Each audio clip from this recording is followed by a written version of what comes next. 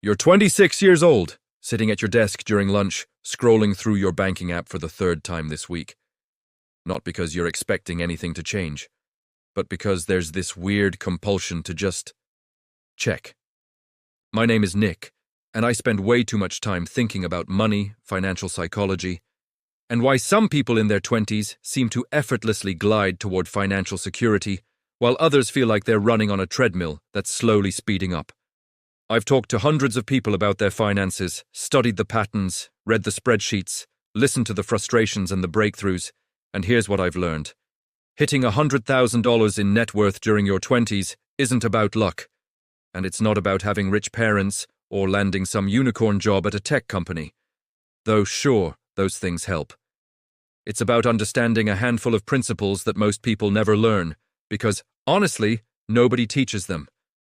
And once you see these principles, once they click, the whole game changes. You start making different decisions. You start seeing money differently. You start building wealth almost automatically, like you finally found the instruction manual everyone else was reading. So if you've ever felt behind, if you've ever looked at your net worth and felt this weird mix of shame and confusion, if you've ever wondered whether financial freedom is even possible for someone like you, stick with me. Because what I'm about to walk you through isn't some get-rich-quick scheme or hustle culture nonsense. It's the real, practical, deeply human path to building $100,000 in net worth before you hit 30. And yeah, it's absolutely doable. The first thing nobody tells you, net worth is a scorecard, not a feeling. Here's where most people mess up right from the start. They think about money in terms of how they feel about money. I feel broke. I feel like I'm doing okay. I feel stressed about my finances. And feelings are important, don't get me wrong. But feelings are terrible at measuring progress. You can feel broke with $50,000 in the bank if you're constantly comparing yourself to people who have more. You can feel rich with $5,000 if you just paid off a huge debt. Feelings lie to you. Net worth, though. Net worth is brutally honest. It's just math. You take everything you own, your cash, your investments, your retirement accounts, maybe even the equity in a car if you're being thorough, and you subtract everything you owe. Student loans, credit card debt, that personal loan from when you were 23 and thought you could start a business. What's left is your net worth. And here's the thing. Most people in their 20s have never actually calculated this number. They avoid it. Because it feels scary, you know? It feels like looking in a mirror you're not ready to face. But the moment you calculate your real net worth, something shifts. Suddenly, you have a baseline. You have a starting point, and humans are incredibly good at making progress when they can actually see the progress. Think about it like a video game. If you're playing a game and there's no health bar, no experience points, no level indicator, you'd have no idea if you're winning or losing. You'd just be wandering around aimlessly. That's what most people do with money. They wander. They make decisions based on vibes and stress levels and what their friends are doing. So step one, genuinely, is to calculate your net worth right now. Open a spreadsheet. Write it down. It might sting a little. You might see a negative number. That's okay. That's actually perfect. Because now you have something to work with. Now you're not just trying to be better with money. The savings rate secret that makes everything else possible. All right, so you've got your number. Let's say you're starting at $5,000 net worth, or maybe negative $10,000. It doesn't really matter for this principle. What matters is understanding the single most powerful lever you have in your 20s, your savings rate. Not your income, not your investment returns, your savings rate. Your savings rate is the percentage of your income that you don't spend. If you make $50,000 a year and you spend $45,000, your savings rate is 10%. If you make $60,000 and spend $45,000, your savings rate is 25%. And here's the wild thing that nobody talks about. Your savings rate matters way more than how much you earn, especially early on. I know someone, let's call her Maya, who makes $85,000 a year working in marketing. She lives in a nice apartment, eats out regularly, has a car payment, subscribes to basically every streaming service, takes weekend trips. She's not reckless. She's just living. Her savings rate is probably around 8%, maybe 10% if you count her 401k. At that rate, Even with her solid income, she's saving maybe $8,000 a year. Contrast that with someone else I know, let's call him James, who makes $55,000 as a teacher. He has a roommate, he drives a paid-off Honda, he meal preps. He's pretty intentional about his spending, not in a deprived way, but in a conscious way. His savings rate is 35%. He's saving nearly $20,000 a year. Who do you think hits $100,000 net worth first? It's James, by a landslide. Because here's the math that sounds obvious but somehow escapes most people. If you can save $20,000 a year, you hit $100,000 in 5 years. If you save $10,000 a year, it takes 10 years. The difference between those two scenarios isn't doubling your income, it's cutting your spending and being more deliberate. And I get it. I really do. Cutting spending sounds boring, it sounds like deprivation, like eating ramen and never having fun. But that's not what I'm talking about. I'm talking about becoming conscious. Most people spend money on autopilot, subscriptions they forgot about, convenience purchases that add up, a lifestyle that inflated to match their income without them even noticing. What I'm suggesting is audit your spending, look at where your money actually goes.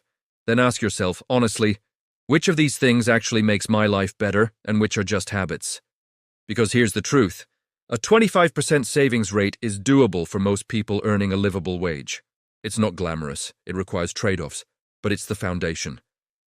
You cannot build wealth in your 20s without saving a meaningful chunk of your income. You just can't.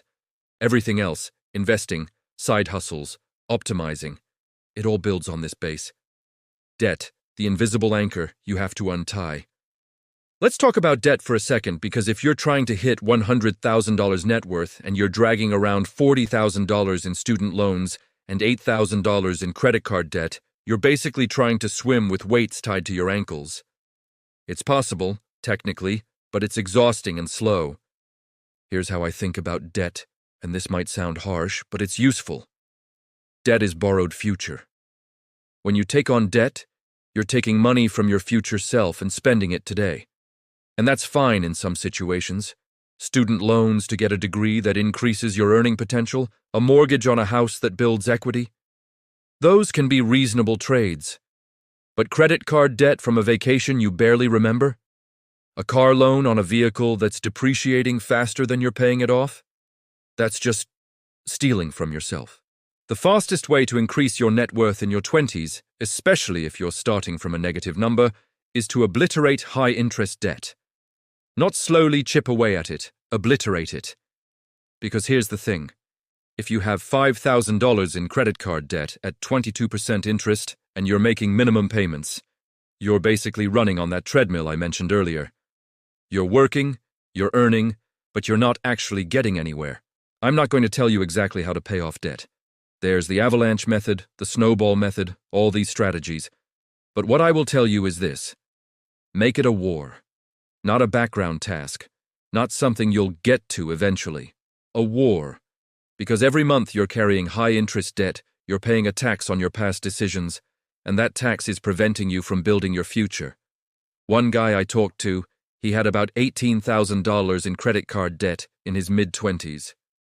He was making decent money, maybe $65,000, but his net worth was basically stuck because of this debt. He decided, and this is the part that mattered, he decided to live like he made $45,000 for 18 months. He moved to a cheaper apartment. He stopped going out. He sold some stuff. He threw every extra dollar at that debt. And when he finally cleared it, he told me it felt like someone lifted a boulder off his chest, not just financially, but emotionally. Because debt isn't just a number. It's psychological weight. It's stress you carry into every financial decision. So yeah, if you've got debt, especially high-interest debt, that's priority one. You can't outrun it. You can't ignore it. You have to turn around and face it. Investing early. The boring magic of compound interest. Okay, so let's say you've got your savings rate dialed in, and you've dealt with your debt, or at least you've got a plan. Now comes the part that actually builds wealth, investing. And I know, investing sounds intimidating. It sounds like something for people who wear suits and read the Wall Street Journal. But here's the reality. Investing is just putting your money somewhere it can grow instead of sitting in a checking account, slowly losing value to inflation. If you save $20,000 a year and stuff it under your mattress, in 5 years you have $100,000. Great. You hit the goal. But if you save $20,000 a year and invest it in something boring and reliable, like a low-cost index fund that averages 8% annual returns, in 5 years you don't have $100,000. You have about $117,000. And that difference, that $17,000, you didn't work for. You didn't earn it with your labor. It just appeared because your money was working for you. This is compound interest, and it's the closest thing to magic that exists in personal finance. The idea is simple. Your money earns returns, and then those returns earn returns. It's exponential growth, not linear. And the earlier you start, the more powerful it becomes. Here's a little thought experiment. Let's say you start investing $500 a month at age 25. By age 35, assuming average market returns, you'll have something like $90,000. But if you wait until you're 30 to start investing that same $500 a month, by age 35, you'll only have about $36,000. Those 5 years matter enormously, because compound interest needs time. It's like planting a tree. The best time to plant it was 10 years ago, but the second best time is today. And look, I'm not going to sit here and tell you to pick stocks or try to time the market or any of that. That's gambling, not investing. What I'm saying is, open a retirement account, like a Roth IRA or a 401k if your employer offers one. Contribute to it consistently. Invest in broad, diversified index funds, something like a total stock market index or an S&P 500 fund. Set it on autopilot, and then, and this is the hardest part, leave it alone. Don't check it every day. Don't panic when the market dips. Just let it sit there and grow. The people who hit $100,000 net worth in their 20s aren't day traders or crypto geniuses. They're people who started investing early, stayed consistent, and let time do the heavy lifting. Lifestyle inflation, the silent wealth killer. Here's a pattern I see over and over again, and it's heartbreaking because people don't even realize it's happening. You graduate college making $45,000 a year. You live in a modest apartment. You budget carefully, maybe you even save a bit. Then you get another raise. Now you're making $70,000. And again, instead of banking the difference, you inflate your lifestyle further. Better apartment, more travel, nicer clothes, and suddenly you're 30 years old making $70,000 a year, and you're still living paycheck to paycheck, just with nicer stuff. This is lifestyle inflation, and it's insidious because it feels like progress. It feels like you're doing better because your life looks better. But your net worth? It's barely moving. You're on a hedonic treadmill, constantly chasing the next upgrade, the next level of comfort. And wealth never accumulates because you're spending everything you earn. The solution isn't to never enjoy the fruits of your labor. It's not to live like a monk forever. The solution is to be intentional. When you get a raise, commit to saving at least half of it. If you go from $50,000 to $60,000, let your lifestyle inflate by $5,000 if you want, but save the other $5,000. This way, you enjoy some immediate benefit, but you're also making real progress. I think about it like this. Your 20s are when you have the most energy, the fewest responsibilities, and the most time for your money to grow. It's the golden window. If you spend that decade inflating your lifestyle to match every raise, you'll wake up at 35 and realize you've wasted the most powerful wealth-building years of your life. But if you can keep your lifestyle reasonable, even as your income grows, you'll build wealth almost effortlessly. Increasing your income. The other side of the equation. All right, so we've talked a lot about controlling spending and saving, but let's be real. There's a limit to how much you can cut. You can't save your way to $100,000 if you're making $30,000 a year. At some point, you need to focus on the other side of the equation, earning more. And here's where your 20s are again, this incredible opportunity. Because you're early in your career. You're building skills. You're figuring out what you're good at. And if you're strategic, you can dramatically increase your earning potential in just a few years. There are a bunch of ways to do this, and honestly, which path you take depends on your situation, your skills, your industry. But here are a few that I've seen work. Skill development. Become genuinely good at something valuable. If you're in tech, learn a new programming language or framework. If you're in marketing, master data analytics or SEO. If you're in a trade, get certifications that make you more hireable. The people who earn more aren't always smarter. They're just more skilled at things the market values. Job hopping. This sounds cynical, but it's true. The fastest way to get a significant raise in your 20s is often to switch companies. Staying loyal to one employer might get you a 3% annual raise. Switching to a competitor might get you a 20% bump. I'm not saying you should be mercenary about it, but don't be naive either. Companies will pay more to attract talent than they will to retain it. Side income. This doesn't have to be a whole second job. It can be freelancing, consulting, selling things online, tutoring. Whatever uses your skills and fits your schedule.